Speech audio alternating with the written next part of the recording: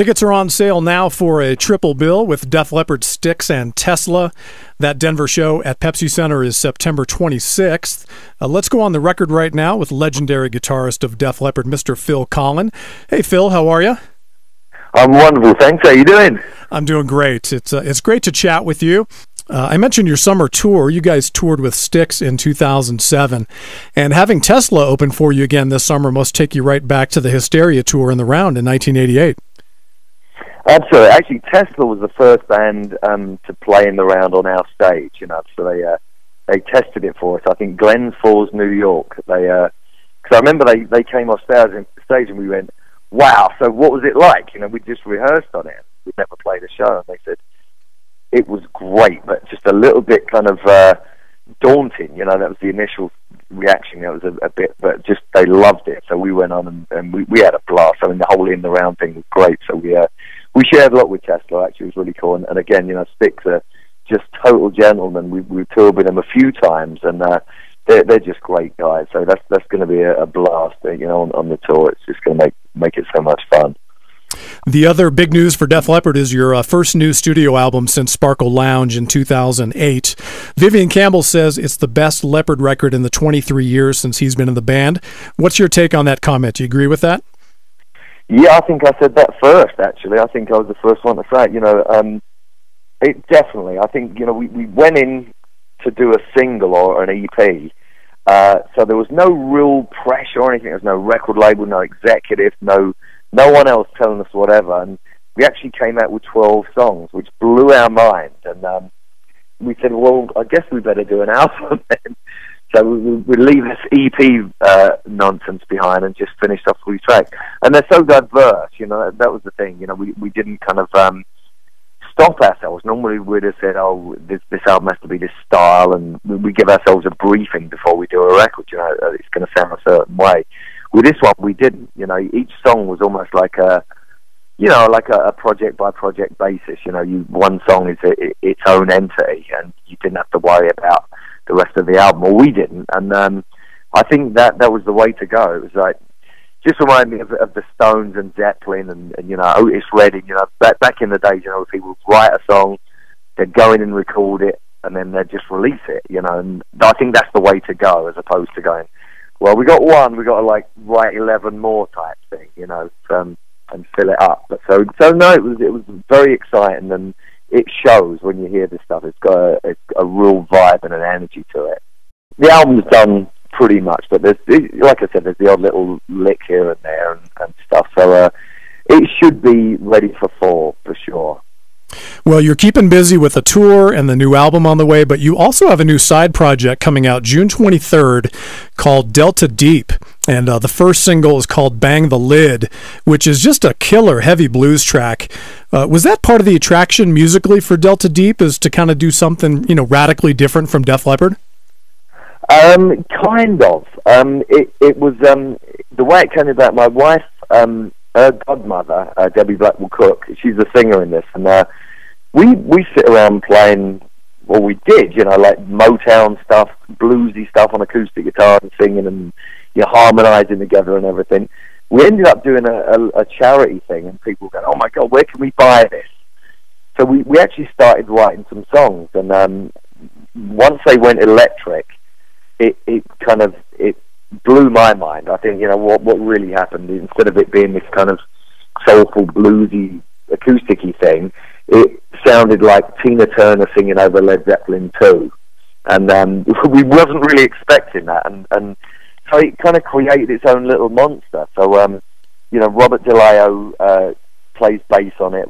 Forrest Robinson plays drums. And they're both monsters themselves. So the whole thing, you know, just took on a new life. So, yeah, it's very exciting. Like I said, you know, we thought it was going to be one thing, and it just kind of, it was like all of that on steroids. It just went crazy. So, you know, we're loving the way it turned out. And you definitely have some guest appearances on the record as well, Joe Elliott and David Coverdale from Whitesnake. Absolutely, and we also got Paul Cook from Man Rays and the Sex Pistols, and Simon Laffey, who was in My Old Band Girl and Man Rays. They play on the song Black Coffee. So it's like I said, you know, it wasn't meant to be all these guests and everything. But it just worked out that way. I was talking to David Coverdale, and initially, we thought it'd be great if he didn't Mistreated, but I think his band Whitesnakes are doing a bunch of Deep Purple covers. So he said, I can't really do that one, but I'd like to do William Bell's Private Number. So we said, great, recorded, and he sounds amazing. Does a duet with Debbie, and then his suggestion said, I'd love to hear Joe sing Mistreated. So I'd done it with Debbie, so we just erased my one, and Joe said gladly, so he killed it. And just loved the way that Joe done Mistreated. It was perfect. So it's just, the whole thing's just great. Now, there's more Def Leppard news. You guys are getting ready to set sail on a cruise to the Bahamas next January. I understand you came up with the name Hysteria on the High Seas. Actually, my wife Helen did. She actually penned that one, and the whole pirate theme is actually quite cool. Obviously, doing a bit of running around in the Caribbean, it kind of it makes it. Yeah, I'm actually looking forward to that part, or making people walk the plank. Have you ever been on a cruise before? What can fans expect? No, I haven't. So, you tell me, because I've never been on a cruise, and I have no idea what to expect at all. We are talking with Phil Collen of Def Leppard. The Delta Deep CD is in stores June 23rd, and new Leppard music is coming this fall. I wanted to ask you about your autobiography, as you'll be the first member of Def Leppard to release a book. What inspired you to write the book, and when should fans start looking for that? Probably around the time of the Def Leppard album, which should be sometime in the fall, I would imagine. It should be ready there, and while we're on tour still, this tour is kind of ongoing. And I was just asked to, Chris Epton, who's a great writer, and I've done lots of interviews before, he said, you should write a book. And I said, well, I don't think it'd be very interesting. He said, I disagree. And then he just pointed out a bunch of stuff. We started talking about it, and he started interviewing me. And, it is. There is some interesting stuff from where I came from, in East London, and that whole thing, and just being kids of people who lived through World War II. That whole thing is a very interesting thing. So it goes from there, all the Def Leppard stuff, girl stuff, which was pretty crazy. That was pretty very rock and roll and slightly debauched, and that was so much fun. And then right from now, there's just a lot going on, I guess, and there's been a lot going on. You kind of forget because you're in the middle of it all the time, but when you sit down and kind of take note, you go, wow, okay, a lot's happened on the way. Well, if anybody has any great Steve Clark stories, it's got to be you, Phil.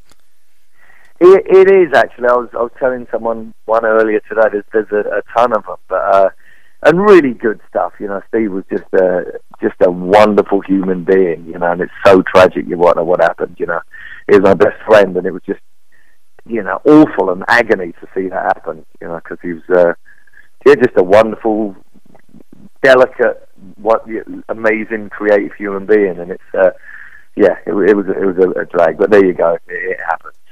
Def Leppard have been teasing a return to Las Vegas after the successful Viva Hysteria residency in 2013. If and when you guys do a Viva Pyromania residency, will you break out your iconic Ibanez Destroyer, or would you rather play your new Jackson X-Destroyer? I'm playing the Jackson X-Destroyer on this tour, and it's a beast.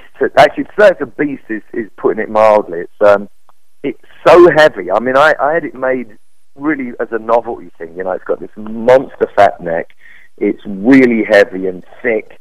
And I didn't really think I'd be able to play it, but it's probably one of the best sounding guitars out there that I'm playing on tour. It's got DiMarzio's on it, and it just sings. And I mentioned it the other day. It looks really cool as well. And there's a slight difference. We've had a few things put on it, and there's bells and whistles and titanium. It's hot rodded and all this other stuff. So that would be it, because I'm really digging playing that at the moment, I gotta say. I'm pretty sure.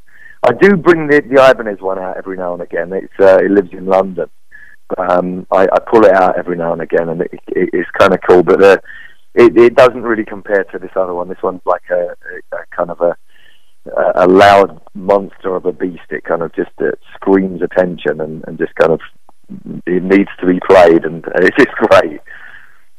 So I saw kind of a weird news story about Windmill Lane Studios in Dublin, which is where you recorded some of the Hysteria record.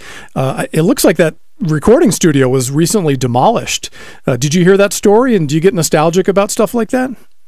I actually got, what I was really pissed off about was we heard that studio had been sold, and for like no money at all. It actually went in. It's like for 300 grand for a studio in the heart of Dublin, like, you know, right in the centre. It would have gone for way more than that, and I think they want to use it for apartments. And had we known, the band would have definitely bought it. You know, we all said, you know, we'd have all chipped in and just got it, and that would have been our kind of base, if you like, our kind of spiritual Def Leppard base. It would have been in it's in Stephen's Green in Dublin, right in the centre, right near Grafton Street, for anyone's ever been to Dublin. And yeah, we'd have got there in a heartbeat. So yeah, that was pretty tragic. So in that case, I did get nostalgic, because I spent many an hour there, you know, with the guys, and with Mutt. You know, the one string story always stands out. You know, people go, "Oh, we heard that you recorded Hysteria one string at a time." It's like, well, no, but there was a certain section on the song Hysteria where me and Mutt were doing. We were sitting in there just doing one string at a time, like, so that each note sounded not like a keyboard, but not like a guitar. And a friend of mine who was a guitar player came in and went, "What are you doing? Why are you recording like that?" You know, it's like ding, ding, ding, ding, ding, ding. So that's how the kind of myth or the legend got started. But we didn't do the whole album, but we did do a certain section like that. And that was quite funny. So yeah, that was in Windmill too, and lots more stories as well. All right, Phil, let's wrap this up with a rapid fire segment. We're going to do 5 quick trivia questions to see how well Phil Collen knows himself and his own band. And now we'll start easy. We'll start easy with some softballs, and we'll get progressively more difficult. All right, number 1. Okay. What Def Leppard video off Pyromania was filmed on your birthday? Rock of Ages. That is correct. Number 1 is correct, Rock of Ages. Number 2. What's the only Def Leppard song to hit number 1 on the Billboard singles chart? Love Bites. I told you, these are softballs. All right, 2 for 2. Yeah. All right, number 3. Booker T. Boffin is credited for playing keyboards on the Pyromania album. What's his real name? Thomas Dolby. That is correct. Very good with your Def Leppard trivia so far, Phil. It's going to get a little bit more difficult. I thought so. So, number 4, you recently stated on a Twitter chat that Red Rocks here in Denver is your favorite venue in the country.